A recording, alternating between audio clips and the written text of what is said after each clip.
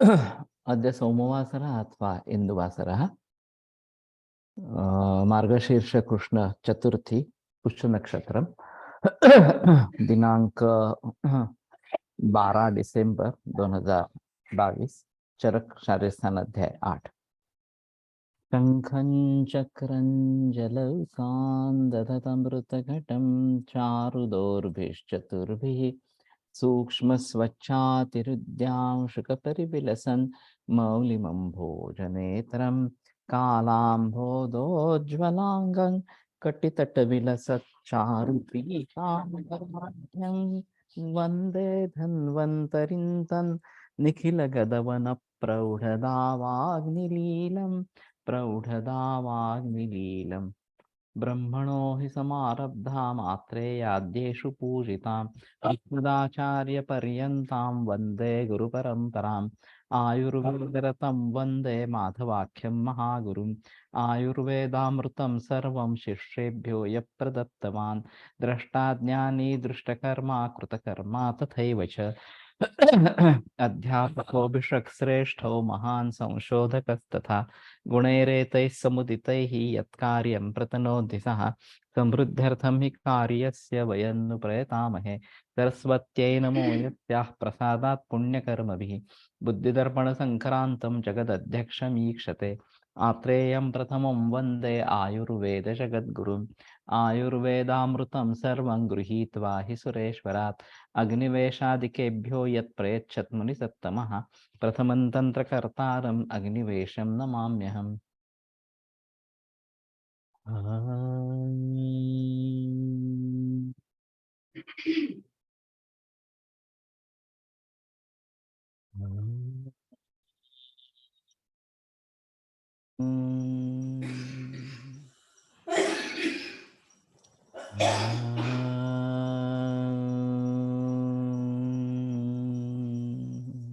ओम शांति शांति शांति।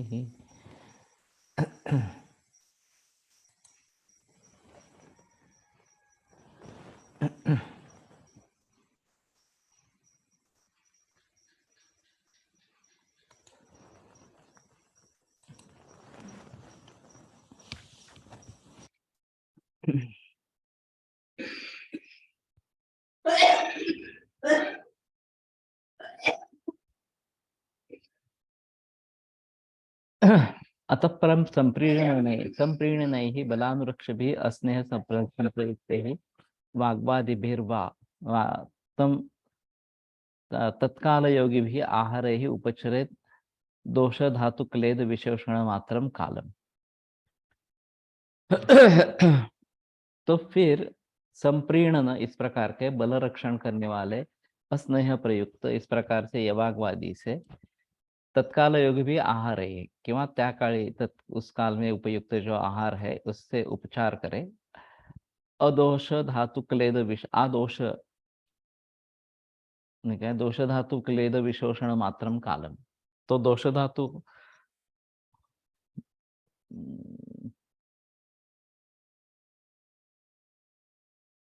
क्लेद विशोषण जब तक हो तब तक ही करना है।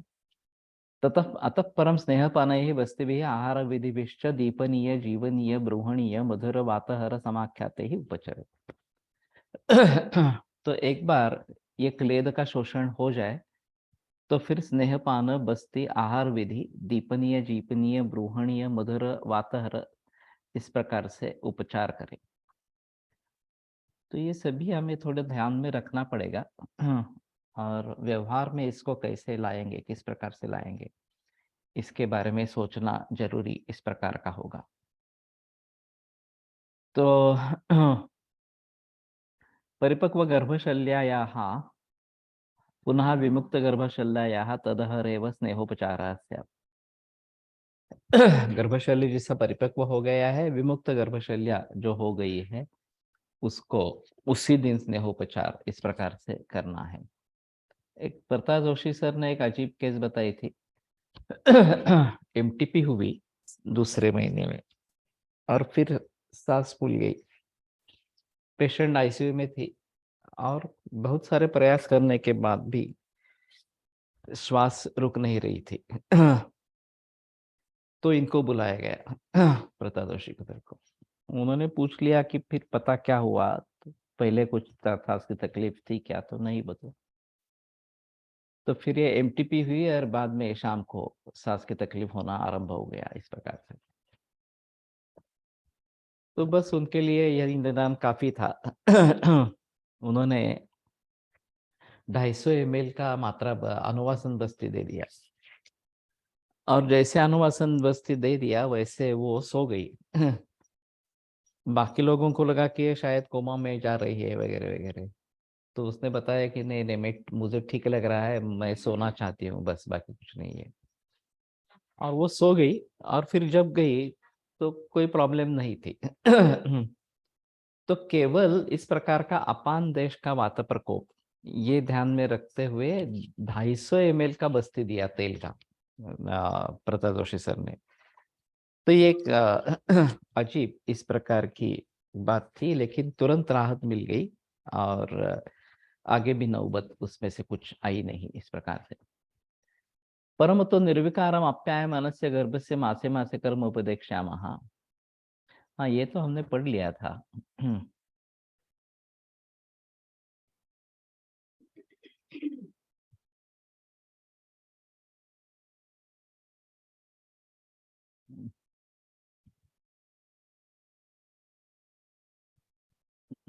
नवमे तो खलु एनां मासे मधुरौषधेन तैलेन अनुवासयेत्। तो नवम महीने में मधुर औषध सिद्ध तेल से अनुवासन देना है। अतश्चैव अस्याः तैलात् पिचुम योनौ प्रणयेत् गर्भस्थान मार्ग स्नेहनार्थम। और फिर योनि में पिचु इस प्रकार का रखना है तेल का। तो गर्भस्थान मार्ग स्नेहनार्थम, गर्भस्थान मार्ग जो है वो उसका स्नेहन हो, इसलिए। मैं यूके में गया था, और वहाँ एक गायनेकोलॉजिस्ट का लेक्चर हुआ था विद डेमोन्स्ट्रेशन। और उसका कहना था कि वो स्नेहन करते रहते हैं 7वें महीने से लेकर, पूरे बदन को स्नेहन करना है, और 9वें महीने में तो ये योनि पिचू बस्ती ये सब सभी करना है इस प्रकार से। और उसमें किसी में भी सीजरियन सेक्शन करने की जरूरत नहीं पड़ी थी।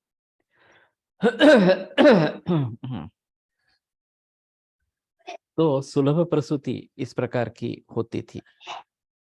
वैसे एक घृत भी आता है कोट्टकल का, और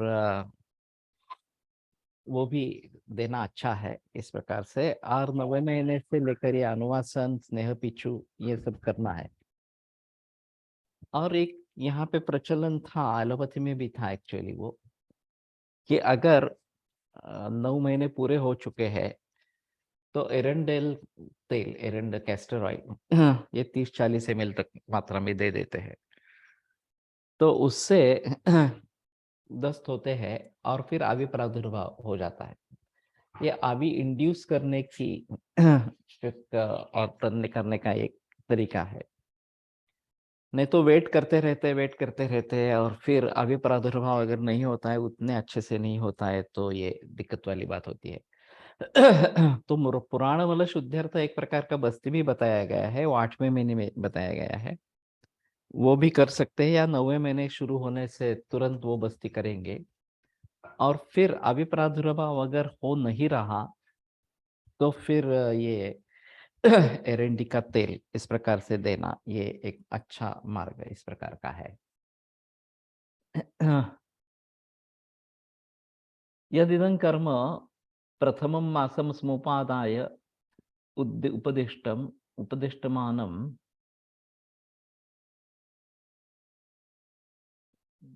उपदिष्टम् अनवमासात् तेन अनवमासात्।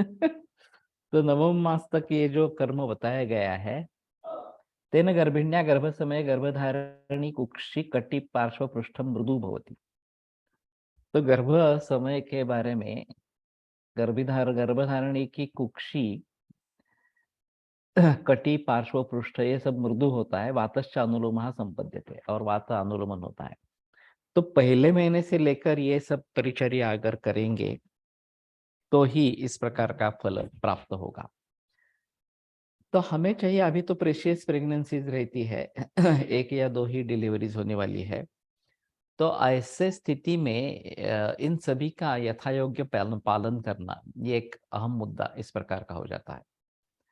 अभी दूसरी आपत्ति इस प्रकार की है कि अभी लड़कियां जो है वो करियर ओरिएंटेड इस प्रकार की भी है, पढ़ी लिखी है, और करियर को भी नहीं छोड़ना चाहती है और ये भी नहीं छोड़ना चाहती है, इस प्रकार की स्थिति होती है। तो खास करके इस अवस्था में अगर वो करियर का विचार न करे तो बेहतर है। पहले जमाने में जैसे पैसा कमाना, घर चलाना ये पुरुष का काम होता था, और औरतें परिवार के की देखभाल करती थी। वही वस्तुओं में अच्छा तरीका इस प्रकार का है, कम से कम इस अवस्थाओं में, और जब तक बच्चे बड़े नहीं हो जाते, स्कूल में जाना आरंभ नहीं करते, तब तक उसको थोड़ा करियर की तरफ ध्यान नहीं देना है। पार्ट टाइम जॉब वगैरह इस प्रकार का है तो भी ठीक है इस प्रकार से। जब बड़े हो जाएंगे, स्कूल में जाना आरंभ करेंगे, तो शायद ये बात बनती है, पूरी दिन का स्कूल अगर होता है तो थोड़ा समय करियर में देना आरंभ करे, और फिर बाद में समय बढ़ाते जाए, ये बेटर ऑप्शन इस प्रकार का है। तो मेरे ये आरोग्य में निवेश में, ये एक तरीके से आरोग्य में निवेश है, परिवार में निवेश है इस प्रकार से। और इस प्रकार का निवेश करेंगे तो उसके फल स्वरूप अच्छे इस प्रकार के मिलेंगे। तो जिन माओं ने इस प्रकार से बच्चों के लिए ध्यान दिया है, करियर को सीमित रखा है, उस समय में उनके परिवार अच्छे रहते हैं, बाल बच्चे अच्छे रहते हैं, और उनके ऊपर अच्छे संस्कार होते हैं। नहीं तो दोनों पैसा कमाने हेतु अगर बाहर जा रहे हैं, माँ भी भागदौड़ कर रही है और ये गर्भिणी परिचर्या का वगैरह पालन नहीं हो रहा इस प्रकार से, तो मुसीबत हो सकती है। अगर बच्चे अच्छे नहीं निकलेंगे इस प्रकार से, तो पूरे जीवन का नुकसान इस प्रकार का होगा, और केवल उस परिवार का नुकसान नहीं होगा, वो पूरे समाज का नुकसान इस प्रकार का होगा। तो बेहतर ऑप्शन है कि अगर पढ़ी लिखी है और करियर करना चाहती है, तो भी उसके बारे में थोड़ा संकोच करे और इसी के ऊपर ध्यान दे, और बाद में जब बच्चे बड़े हो जाएंगे तो फिर करियर में शुरुआत करें, और फिर आगे की पूरी जिंदगी करियर में दखलंदाजी दे सकते हैं, उसमें कोई संदेह की बात इस प्रकार की नहीं है। मूत्र पुरुषेश प्रकृति भूते सुखेन मार्गम अनुपद्येते। मूत्र और पुरुष ये प्रकृति भूत इस प्रकार के होते हैं, और सुख सुख से अपने मार्ग आक्रमण करते हैं। चर्म नखानि च मार्दम उपयान्ति। चर्म और नख ये भी मृदु हो जाते हैं। बल वर्णों च उपचीयते। बल और वर्ण ये दोनों उपचित होते हैं, उनकी पुष्टि होती है। पुत्रं च इष्टं संपद उपेतम सुखिनम सुखेन ऐशा काले प्रजायते इति। और इष्ट इस प्रकार के अपत्य को संपद युक्त, सुखिनम और सुखेन, तो ये सभी भाव गर्भिणी पर निर्भर इस प्रकार के हैं। तो सचमुच चाहती है कि अच्छी संतति हो, सुखी संतति इस प्रकार की हो, और सर्वसंपन्न इस प्रकार की हो, तो इसमें समय देना बहुत जरूरी इस प्रकार का होगा। और आज के जमाने में जबकि करियर ओरिएंटेड औरतें ज्यादा है, तो इसके जरिए, और स्त्री पुरुष समानता ये भी एक बात चल रही है, तो ये काफी मुश्किल मामला इस प्रकार का है, और वास्तव में समानता है नहीं, तो उसमें शरीर में फर्क है। विचार वगैरह करने में भी फर्क है इस प्रकार से। और खास करके बच्चों की लगन जो होती है वो माँ से ही होती है, पिता से उतनी लगन नहीं होती है। और परिवार परिवार के तरफ देखने वाली माँ ही होती है। सिंगल पेरेंटहुड, ये जो बात बताई जाती है, अगर पत्नी की मृत्यु होती है तो पति अकेला बच्चों की देखभाल नहीं कर पाता। घर में अगर दादा दादी नाना नानी है तो एक अलग बात है, या दूसरी शादी कर ली तो अलग बात है। लेकिन वाइस वर्सा, माँ अकेली रहती है, पिता नहीं रहता है, उसका पति नहीं रहता है, तो भी वो दोनों का रोल निभा सकती है। ये साइकोलॉजिकली प्रूव हुआ है कि single parent, mother parent can handle role of both male and female, but a male cannot handle the role of female. तो उसकी एक खासियत है, अलग है उसका विषय इस प्रकार से। और जो लगाव, जो प्रेम एक माँ अपने बच्चे को दे सकती है, उतना पिता नहीं देता एक्चुअली। वो तो करियर में डूबे हुए इस प्रकार के हैं आज भी इस प्रकार से। अभी अभी इसमें परिवर्तन थोड़ा आ रहा है, फिर भी माँ की जगह पिता नहीं ले सकता, ये वास्तव है इस प्रकार से। प्राच्येव अस्या नवमान मासात् सूतिकागारं कारयेत् अपहृता स्थित शर्करा कपाले देशे। तो 9 महीने पूरे होने से पूर्व ही उसके लिए सूतिकागार बनाए। अपहृत अस्थि शर्करा कपाले देशे, जिसमें से अस्थि शर्करा कपाले सब दूर किए गए हैं। वास्तव में अस्थि कपाल नहीं है, ऐसा ही देश सिलेक्ट करें ये ज्यादा। प्रशस्त रूप रस गंधायाम भूमौ, और प्रशस्त इस प्रकार के रूप रस गंध इस प्रकार की भूमि। प्राग द्वारम उदक द्वारम वा, पूर्व दिशा में या उत्तर दिशा में जिसका द्वार हो। बैल्वानां काष्ठानां तैन्दुक इंदुकाना इंगुदकानां बल्लातकानां वारणानां खादिराणां वा। तो बिल्व का काष्ठ, तिंदुक, इंगुदी, भल्लातक और वारण वरुण, खादिराणाम अथवा खदीर, इनके काष्ठ से बना इस प्रकार का वो घर होना चाहिए। यानी च अन्यानि अपि ब्राह्मणाः शंसेयुः अथर्ववेदविदः तेषाम, और अथर्ववेद जानने वाले ब्राह्मण जो भी जिसके बारे में बताएंगे उनका भी काष्ठ प्रयोग में ला सकते हैं। वसन आलेपन आच्छादन पिधान संपद उपेतम, वास्तुविद्या हृदय योगाग्नि सलिल उलूखल वर्चस्थान स्थान भूमि महानसम ऋतुसुखम च। तो वसन आलेपन आच्छादन, अपिधान होगा, पिधान नहीं तो पिधान का प्रयोग होता है, संपद उपेतम, तो इन सभी से संपन्न इस प्रकार का वो सूतिकागार होना चाहिए। वास्तुविद्या हृदय योगाग्नि, या हृदय योग अग्निसलिल उलूखल वर्चस्थान स्नान भूमि महानसम मृदुसुखंच। वास्तुविद्या हृदय, वास्तुविद्या तत्वम तद योगाद अग्न्यादीनां स्थानम यत्र गृहे तत्स्थाः, वास्तुविन्मतेन विभक्ताग्न्यादिस्थानम तद्गृहं कर्तव्यम् इत्यर्थः।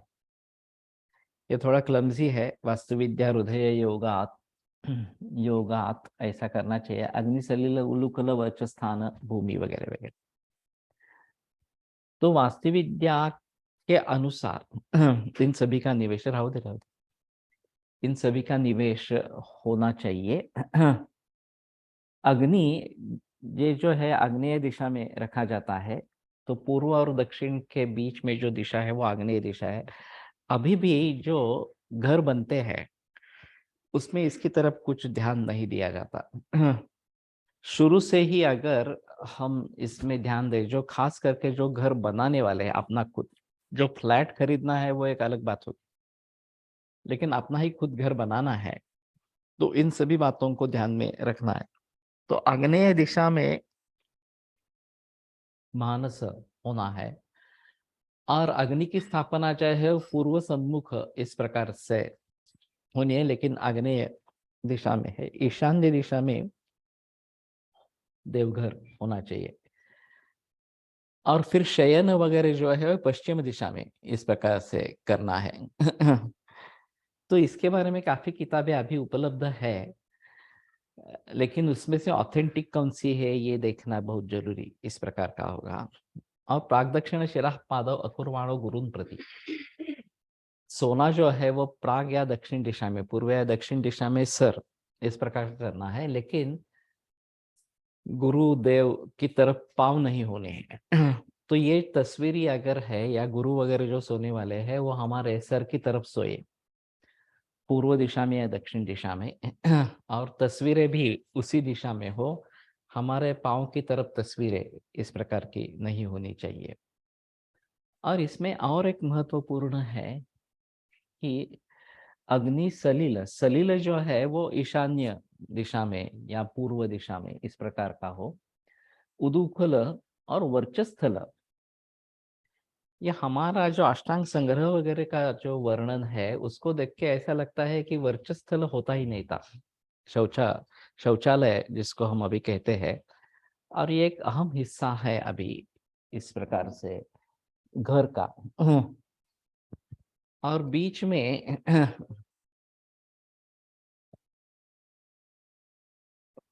अष्टांग संग्रह में जो वर्णन आता है, बाहर खुलेआम इस प्रकार से जाना है शौच के लिए। और फिर सुबह सूर्योदय से पहले 1.5 घंटा उठते हैं तो काफी अंधेरा इस प्रकार का है।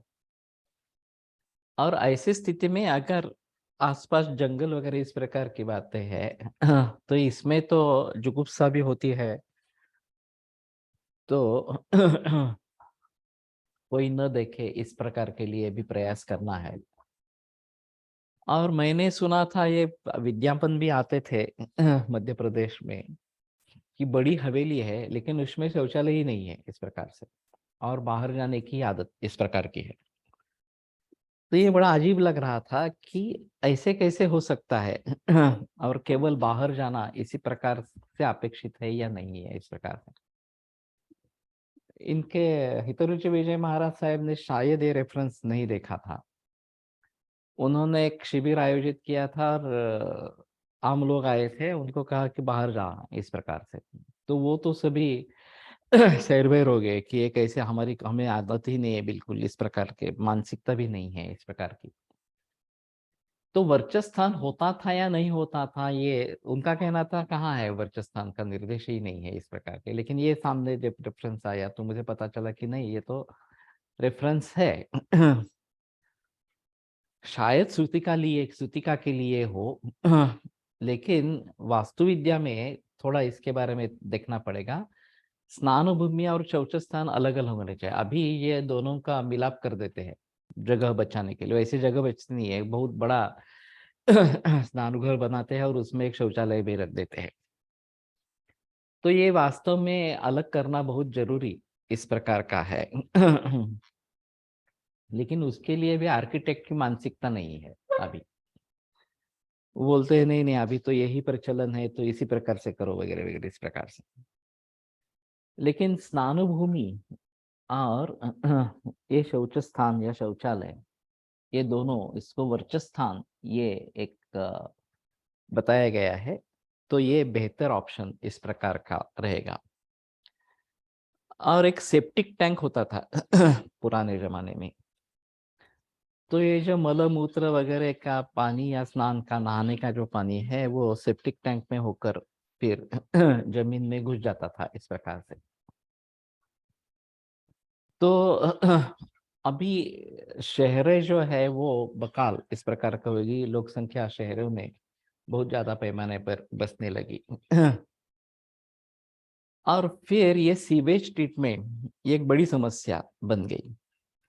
तो शुरू शुरू में आसान था कि नदी में छोड़ दे, जब तक लोक संख्या इतनी नहीं बढ़ी थी, जनसंख्या इतनी नहीं बढ़ी थी, तो ये माहौल चलता रहा। अब बाद में इससे पूरी नदियां प्रदूषित इस प्रकार की हो रही है, और केवल यही एक कारण है नहीं है, केमिकल जोन है, और उसके जरिए नदियां प्रदूषित हो रही है, और उनके ऊपर कोई पाबंदी नहीं है कि आप इस प्रकार के नदी को, जमीन को दूषित कर रहे हैं तो आपको उसके लिए टैक्स देना पड़ेगा। परियोग ये जो मैं बता रहा हूँ, उपद्रव मूल्य उसका है, इसको समझकर उसको टैक्स देना है, और उसका किस तरीके से ये पोल्यूशन को हम रोकेंगे, ये उपाय उन्हीं को करना है। अगर वो नहीं कर रहे हैं तो उनसे टैक्स वसूल करके फिर कारपोरेशन की ये जिम्मेदारी इस प्रकार की होगी। यहाँ इको विलेज है वाड़ा में इस्कॉन का, तो इसमें एक अलग सीवेज सिस्टम है, सीवेज के बारे में। तो उन्होंने उसको लिफ्ट करके एक जमीन का बेड बनाया है, और उसमें वो पानी छोड़ देते हैं, पानी ज्यादा पानी मिक्स करके उसमें, तो परकोलेट होता होता जमीन से नीचे चला जाता है। वहां पेड़ पौधे लगाते हैं, उनको तो नैसर्गिक खाद्य मिलता है, तो फल हो, पुष्प हो या सब्जी हो, वो वहां पे अच्छी आती है। और ये पानी जो टिकल कर नीचे आता है, ये करीबन 10-12 फुट इतना ऊंचा इस प्रकार का वो बेड है। और फिर उसमें से जो पानी निकल आता है वो फिर लिफ्ट करके या इसको लिफ्ट ऊपर बना के वो पानी खेती में चला जाता है। तो ये बेहतर इस प्रकार का है। मेरा भी कहना है कि अभी जो नदियां हैं उसकी खुदाई करें, नीचे जाए 10-12 फुट इस प्रकार से, और फिर उसके तीरों पर इस प्रकार के बेड्स तैयार करें कि जहां सीवेज डायरेक्टली ड्रिप मेथड से अंदर जाएगा, और वहां वो ग्रीन बेल्ट करे दोनों तरफ, 15-20 फीट तक या उससे भी ज्यादा, जैसी उपलब्धता हो इस प्रकार से। और अंडरग्राउंड डैम्स छोटे छोटे बनने हैं, बांध डालने हैं। तो अगर हम 15-20 फुट नीचे जाते हैं और वहां पे ये उसको पानी को रोकते हैं, जब उसकी लेवल उसके ऊपर आएगी तो अगले सेक्शन में जाएगा, उसके ऊपर आएगी तो अगले सेक्शन में जाएगा इस प्रकार से। तो पानी जो है वो अंडरग्राउंड इस प्रकार से पहुंचता रहेगा, और जो भी इस प्रकार के कुएं हैं या फिर तालाब है वगैरह वगैरह इस प्रकार से, या कूपनलिकाएं हैं, उनको वो पानी मिलता रहेगा इस प्रकार से। वो जमीन से जाते जाते जाते शुद्ध होता जाएगा और अच्छा पानी मिलेगा। नहीं तो इस पानी को उठाना है, और जो बाकी गार्डनिंग वगैरह है वहां पे उसको सर्कुलेट करना है। इसमें भी एक और सुधार होना चाहिए घरों के बारे में, कि टॉयलेट से आने वाला इस प्रकार का गंदा पानी अलग स्टोर हो, और स्नान भूमि से आने वाला, बाथरूम से आने वाला अलग हो। बाथरूम में जो पोल्यूटेंट है वो साबुन है, मेन पोल्यूटेंट है जो साबुन है इस प्रकार का।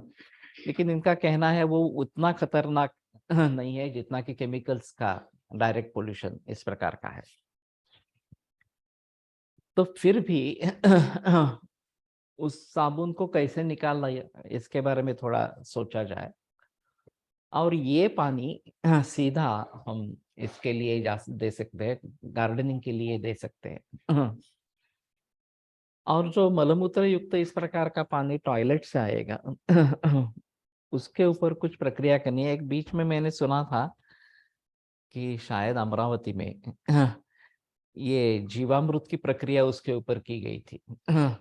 और ये कॉमन टॉयलेट जो शहरों में होते हैं, वहां का जो गंदा इस प्रकार का पानी है उसके ऊपर जीवामृत की प्रक्रिया की गई थी, और फिर वो खेती को देने के लिए अच्छा इस प्रकार का बन गया था। तो अगर सोसाइटीज है बड़ी बड़े, अभी ये सोसाइटीज होती है 100-200 घर भी होते हैं, पानी जो आता है कारपोरेशन से उसके लिए बड़े बड़े टैंक नीचे और बड़े बड़े टैंक टेरेस के ऊपर होते हैं। और फिर ये पानी बाथरूम में और टॉयलेट में जाकर वहां से जो निकलता है उसको अलग अलग अगर इकट्ठा करते हैं, और एक तो हर कम्युनिटी की इस प्रकार की या कॉलोनी की अपनी अपनी खेती होनी है।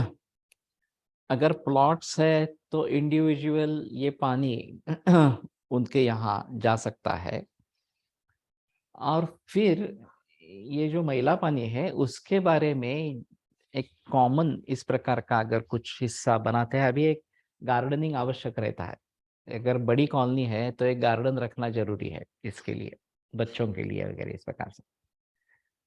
तो उस गार्डन में इस प्रकार का कुछ कर सकते हैं, उसमें कुछ पेड़ पौधे इस प्रकार के लगा सकते हैं, और वो मैला पानी जो है वहीं पे चला जाएगा। ये नदी को प्रदूषित करना वगैरह ये बात नहीं होगी। और जहाँ पे केमिकल जोन है उसके बारे में अलग सोचना पड़ेगा। एक तो हमें केमिकल्स का कम से कम उपयोग करना है। अब ये तो नहीं कह सकते कि केमिकल बिल्कुल ही नहीं करने हैं, प्लास्टिक का बिल्कुल ही उपयोग नहीं करना है, नायलॉन के बिल्कुल ही उपयोग नहीं करना है, ये बात नहीं हो सकती। सिर्फ ये किस ढंग से प्रयोग में लाए ये थोड़ा सोचना पड़ेगा। और पहली शुरुआत मैं मानता हूँ कि टॉयलेट का पानी अलग और बाथरूम का पानी अलग इस प्रकार से अगर कलेक्ट करते हैं और अपने अपने घर में ये बाथरूम का पानी जो है वो इस्तेमाल अगर होने लगता है गार्डनिंग में, अगर प्लॉट्स है, घर है इस प्रकार से, तो वो बेहतर ऑप्शन इस प्रकार का रहेगा। फ्लैट सिस्टम है तो एक कॉमन जगह होनी चाहिए, और उस कुछ भी पॉसिबल नहीं है तो रिवर बैंक्स का प्रयोग करना है। तो नदी के तीर पर इस प्रकार के अगर ग्रीन बेल्ट दोनों तरफ से हो गए तो पानी जो है वो जमीन से होते हुए पेड़ पौधों को संतुष्ट करते हुए नीचे चला जाएगा। तो जो आगे पानी चला जाएगा वो काफी शुद्ध इस प्रकार का रहेगा। अब ये बड़ी समस्या है कि उजनी जैसा धरण परोपजीवी इस प्रकार का धरण है। ये बहुत सारे धरणों से पानी उजनी में आता रहता है, और उस पानी का प्रयोग करने वाले लोगों की आरोग्य की समस्या गंभीर है, क्योंकि ये सब मैला पानी और केमिकल से प्रदूषित पानी उजनी में आ रहा है। अब 100% उजनी भर गया इस बरस में, और उससे उसकी कैपेसिटी भी काफी ज्यादा है, 75 ये क्या बोलते हैं उसका परिमाण। जो हमारा पुणे का जो है वो 27 इस प्रकार का है, वो उसका 75 है, 3 गुना उससे ज्यादा है। और फिर भी वो ओवरफ्लो हो गया और आगे भी पानी चला गया इस प्रकार से।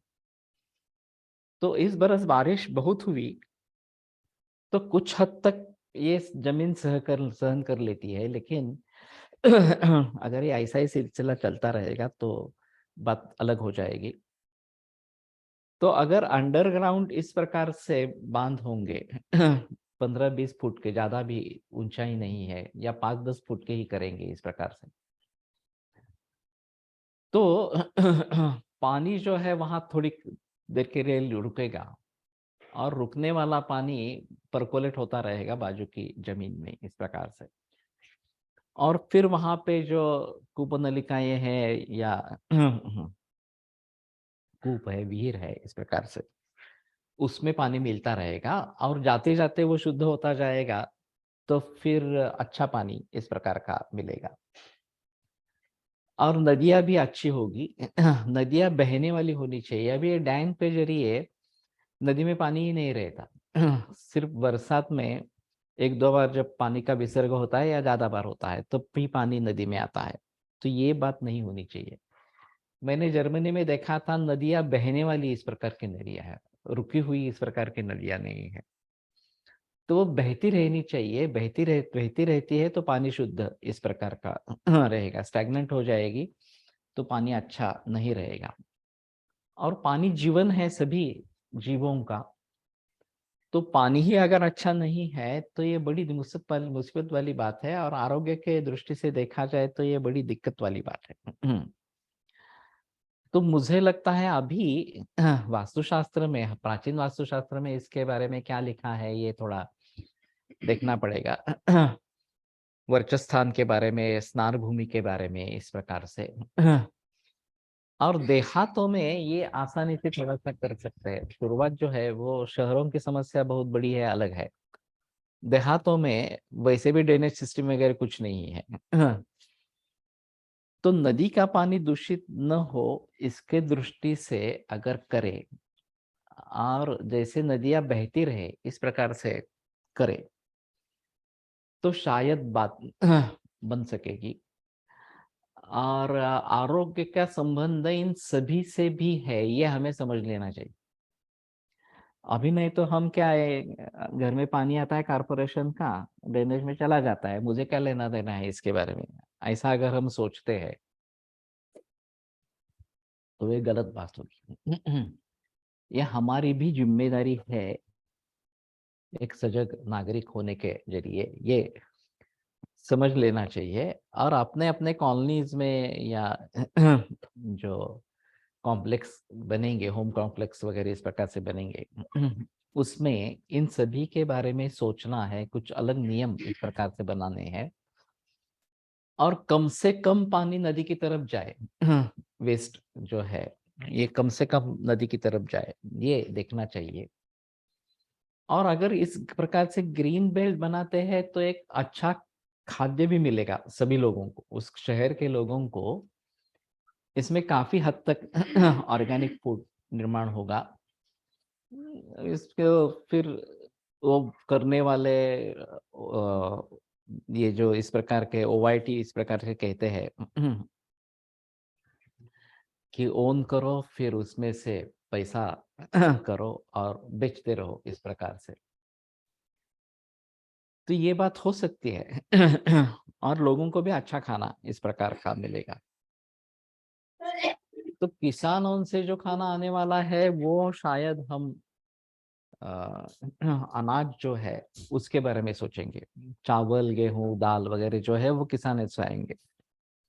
सब्जी और फल ये इस प्रकार से अगर हमें मिल सकते हैं तो ज्यादा बेहतर इस प्रकार का ऑप्शन है, अच्छे क्वालिटी का मिलेगा। और सीवेज ट्रीटमेंट भी हो जाएगी, सीवेज का जो प्रॉब्लम है, समस्या है, वो भी ठीक हो जाएगी। सिर्फ ये रासायनिक प्रदूषण जो है, केमिकल पोल्यूशन जो है, उसके बारे में कैसे सोचना है, क्या सोचना है, ये थोड़ा देखना पड़ेगा। और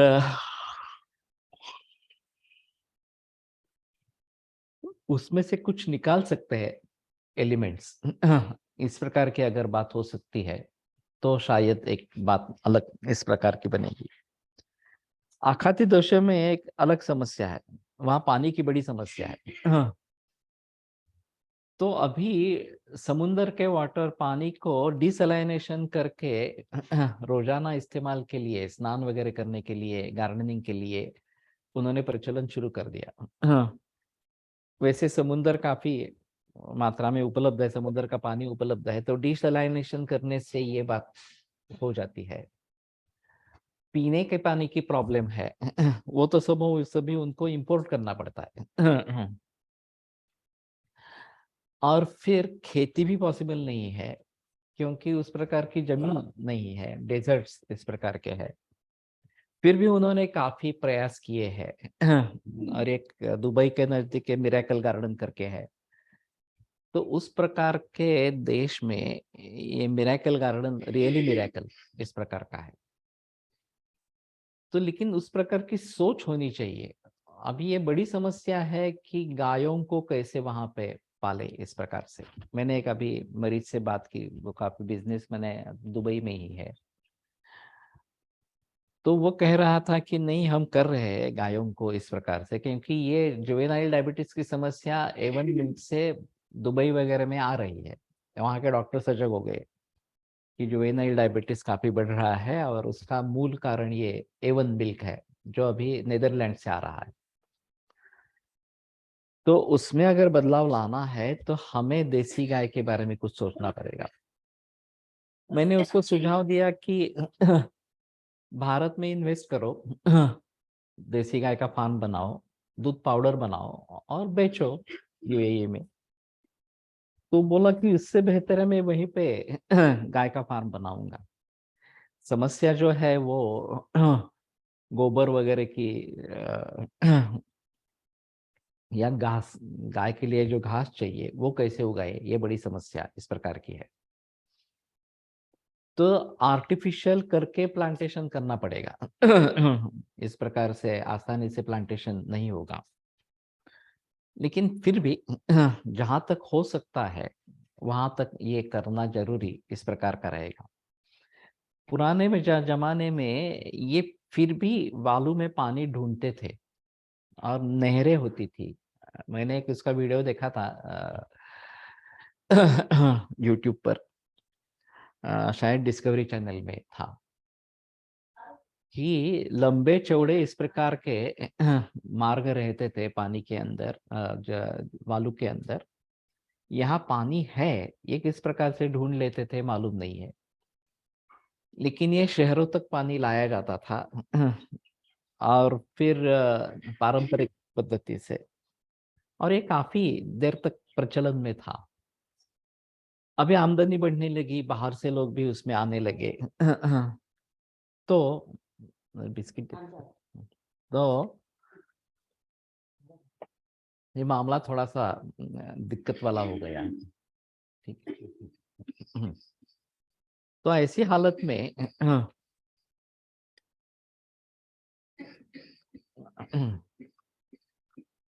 बस जब मैं अभी पूरे विश्व के स्वास्थ्य के बारे में विचार करना चाहता हूँ, मेरे नए संहिता के दो विभाग हो गए, एक स्वस्थ वृत्त और एक आतुर वृत्त, इस प्रकार। तो स्वस्थ वृत्त में शुद्ध हवा, पानी, मिट्टी या अन्न, नैसर्गिक अन्न मिलना, ये स्वास्थ्य के लिए आवश्यक है। वो कैसे करें? तो हर एक देश की समस्या अलग अलग इस प्रकार की है, उसमें किस प्रकार से हम मार्ग निकाल सकते हैं इसके बारे में सोचना है। और लोग एक्सट्रीम कंडीशंस में रहते हैं, ये तो बात सही है, उसमें कोई ये नहीं है, शंका नहीं है। अपने अपने तरीके से मार्ग ढूंढ लेते हैं, लेकिन ये ज्यादातर कृत्रिम मार्ग ये है। नैसर्गिक मार्ग अगर बनाने हैं तो जो प्राकृतिक संसाधन है, चाहे सोलर एनर्जी इस प्रकार की हो, उसका भली भांति किस प्रकार से इस्तेमाल कर सकेंगे, इसके बारे में सोचना पड़ेगा। बिजली की समस्या बहुत बड़ी समस्या है। अभी जो एक फिलहाल मैंने व्हाट्सएप में देखा था कि स्विट्जरलैंड में इलेक्ट्रिक व्हीकल्स को बैन कर रहे हैं क्योंकि वहाँ इलेक्ट्रिसिटी निर्माण नहीं होती है, बाहर से खरीदनी पड़ती है। और इलेक्ट्रिक व्हीकल्स अगर बढ़ जाएंगे तो इलेक्ट्रिसिटी ज़्यादा खरीदनी पड़ेगी, मिलेगी नहीं मिलेगी एक अलग बात, और किस दाम पे मिलेगी एक अलग बात, इस प्रकार से। तो वो चाहते हैं कि इलेक्ट्रिक व्हीकल्स को बैन कर दे इस प्रकार से। तो हर एक की समस्या अलग अलग इस प्रकार की है। अभी इलेक्ट्रिक व्हीकल्स को पर्यावरण स्नेही नहीं माना जाता क्योंकि हमारे यहाँ औष्णिक बीज उत्पादन जो है 50% है। सबसे सस्ते और अच्छी बिजली जो है वो वाटरफॉल से आने वाली है, जल विद्युत है, लेकिन वो केवल 10% है। और औष्णिक जो है वो 50% है। तो इसके रिसोर्सेस तो मर्यादित है। आगे कैसे होगा इसके जरिए, ये देखना पड़ेगा।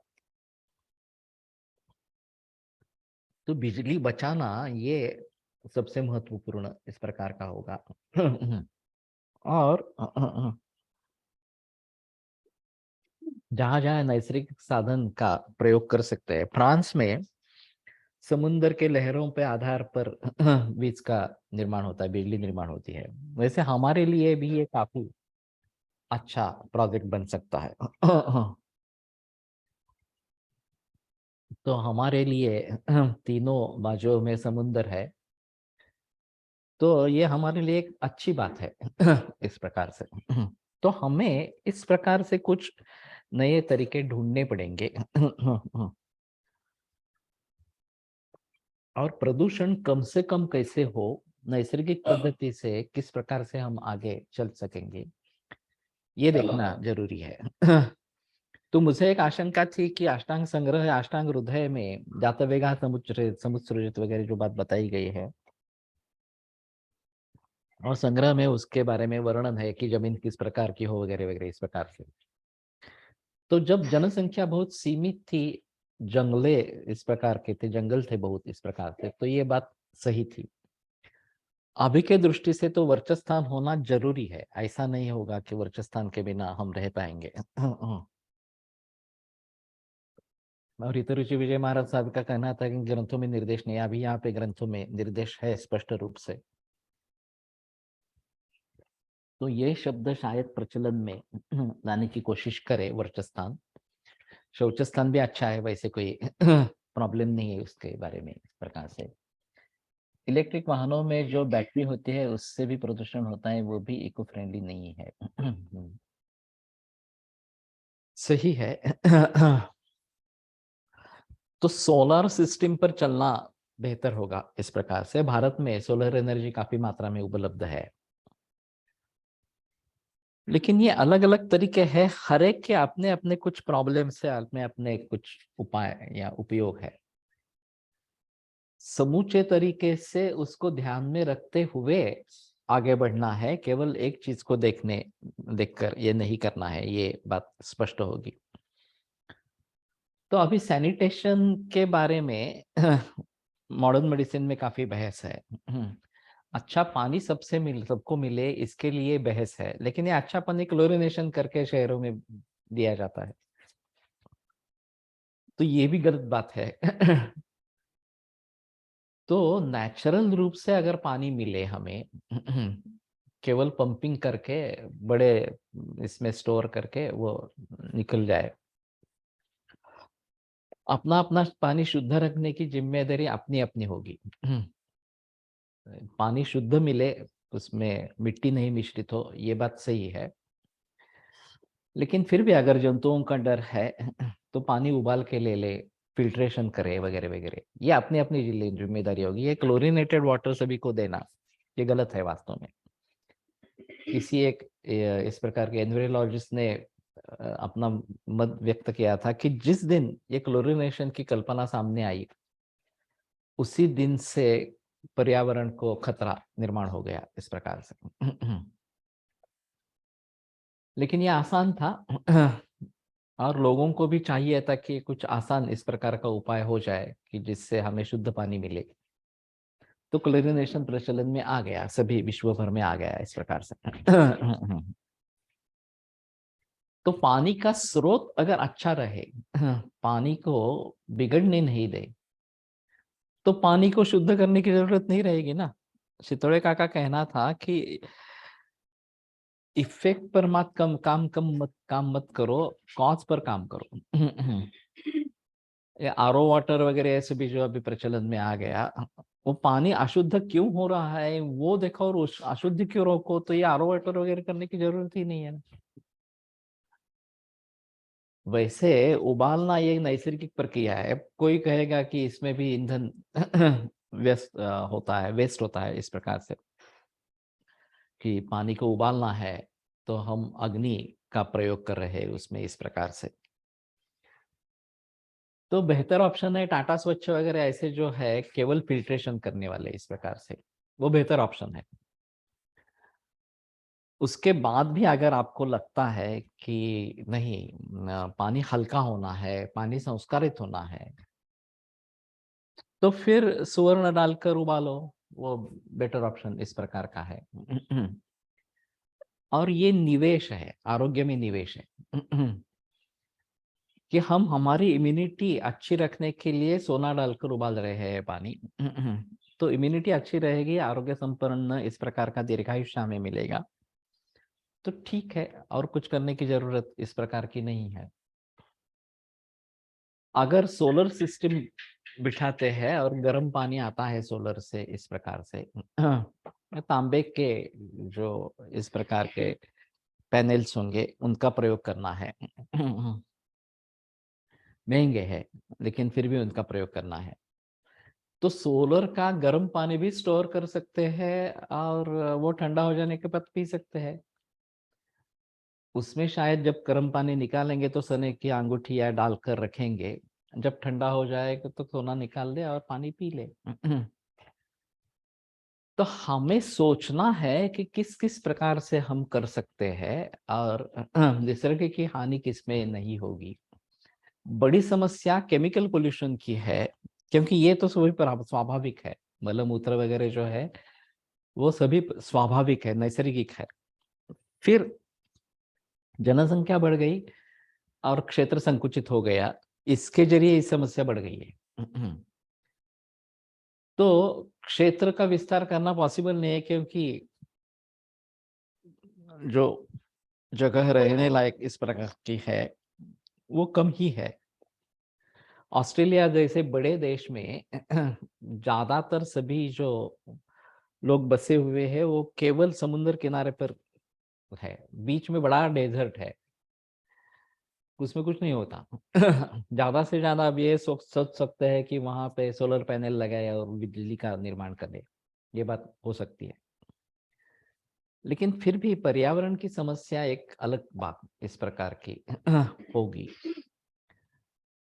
और पर्यावरण को बचाएंगे तो हम बचेंगे, पर्यावरण को नष्ट करेंगे तो हम नहीं बचेंगे। ये स्पष्ट संदेश इस प्रकार का है, और ये हम सबकी जिम्मेदारी है। जो शासन है वो करेगा, जो साइंटिस्ट है वो करेंगे, हमारा कुछ संबंध नहीं है, ऐसा हम नहीं मानेंगे। तो वास्तुशास्त्र के अनुसार वास्तु बनाए, ये अलग अलग रखे, शौच स्थान और स्नान गृह अलग अलग इस प्रकार का रखे, और फिर ड्रेनेज कलेक्शन भी उसका अलग अलग इस प्रकार से करे। तो शायद ये जो पानी इसमें से आ रहा है वो हम गार्डनिंग के लिए सीधा प्रयोग में ला सकते हैं। और जो हुडकायला लागेल असं काय। पर्यावरणवादी जो है उन्होंने काफी इसमें काम किया है, तो उनकी मदद लेनी पड़ेगी, सहायता लेनी पड़ेगी।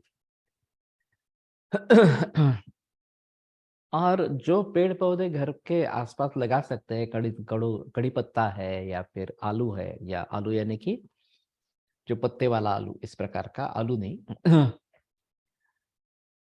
कि आसानी से इस प्रकार के पानी पर जो बढ़ सकते हैं। और सीवेज सिस्टम जो है वो अभी देहातों में गोबर गैस से भी ये जोड़ा सकते हैं, ये भी एक है अलग बात।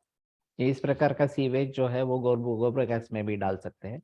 उसमें जो स्लरी बनेगी वो खाद के रूप में वनस्पतियों को जा सकती है, खेती में जा सकती है। मीथेन गैस बनता है, तो वो जलाऊ इस प्रकार का है, उसका ईंधन के रूप में प्रयोग कर सकते हैं। हमने अभी यहाँ पे कोकण में किया है, गोबर गैस प्लांट है, ये मीथेन आता है, उसको भी गैस चलाते हैं, ये वो भी गैस चलाते हैं, और पारंपरिक जो एलपीजी है वो भी चलाते हैं। ये काफी नहीं होता, इसलिए एलपीजी भी चलाना पड़ता है। इसके ऊपर ये भी चल सकता है, जनरेटर भी चल सकता है, ऐसी भी स्थिति है।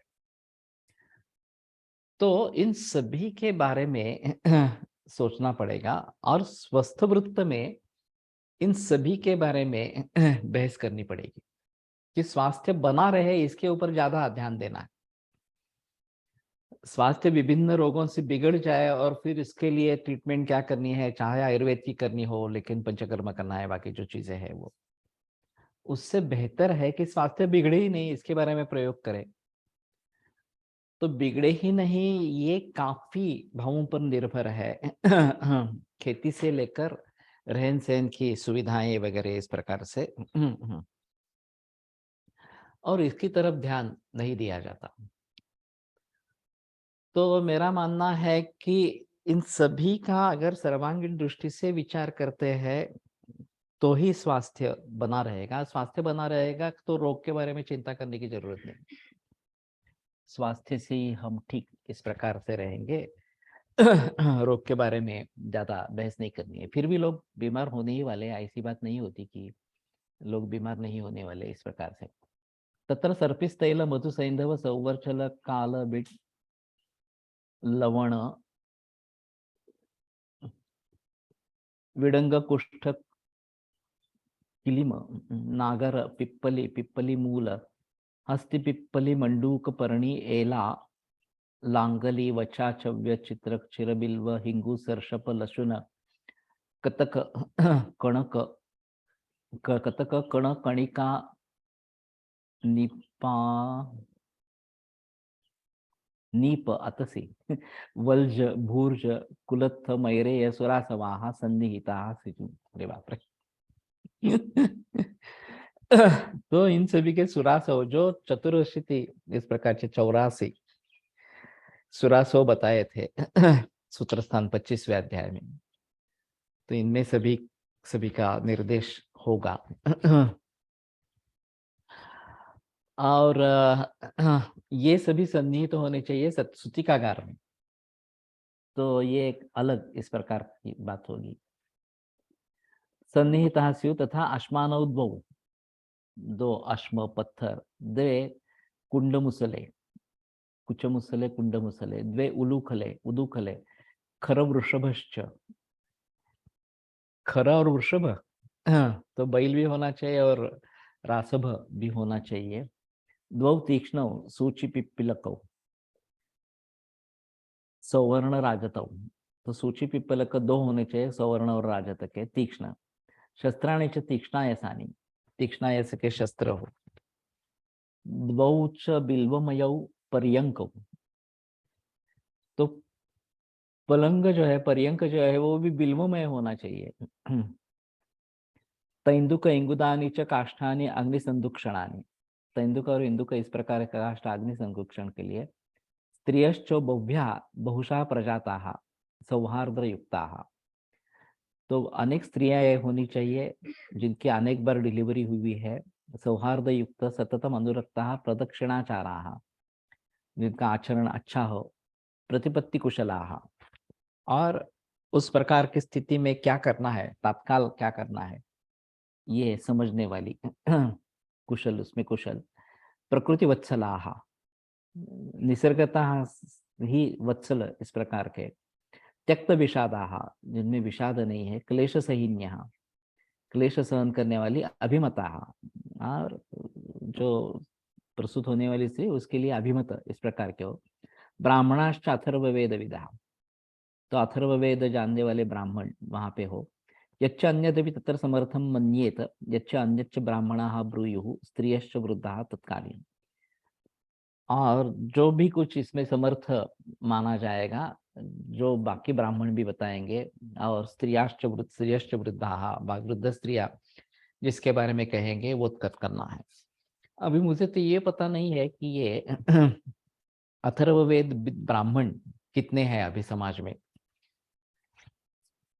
और ये शांति मंत्र वगैरह इस प्रकार के पुणे में किया जाता था। एक प्रसूति गृह था, मेरे नाम याद आएगा उनका, काफी वायवी फाटक, तो उनका प्रसूति गृह था। उनके घर हर रोज ब्राह्मण आकर शांति पाठ करके जाते थे उस प्रसूति गृह में। तो ये प्रचलन था इस प्रकार से। अभी ये अथर्ववेद वाले होते थे या और कुछ अलग होते थे, एक थोड़ा सा देखना पड़ेगा। मैंने अथर्ववेद वालों को देखा नहीं है, ज्यादातर मैंने ऋग्वेदी और यजुर्वेदी इस प्रकार के देखे हैं। अथर्ववेद जानने वाले ब्राह्मण होंगे, लेकिन थोड़ा देखना पड़ेगा। तो ये बात अगर होती है तो ये अच्छा इस प्रकार का रहेगा। तो ठीक है, आज यहीं पे रुकते हैं, कल आगे बढ़ेंगे।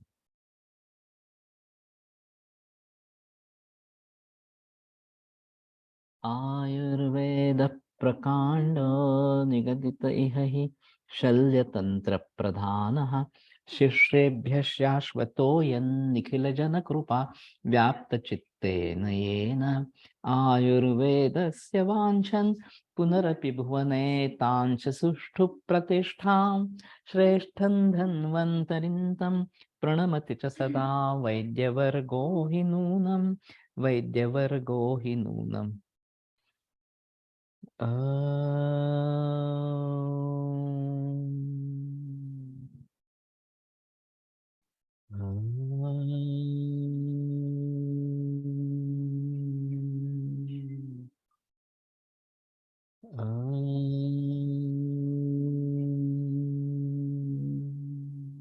ओम शांति शांति शांति। गिरगांव ब्राह्मण सभा कृतिका गृह में भी पूजा पाठ चलाती है। ओके, तो थोड़ी जानकारी हासिल करो किस प्रकार के करते हैं। अथर्ववेद से रिलेटेड है, ऋग्वेद से, यजुर्वेद से। और दूसरी बात, केवल ब्राह्मणों के लिए करती है पे तो वर्णन जो है सभी वर्णों के लिए होगा, तो ऐसी तो बात नहीं होनी चाहिए। लेकिन अगर ऐसा प्रचलन है तो अच्छी बात है, तो फिर उसके बारे में थोड़ा सोचेंगे। तो ठीक है, विरम्यते व्याख्यानव्यापारात्। श्वः पुनरपि मिलिष्यामः।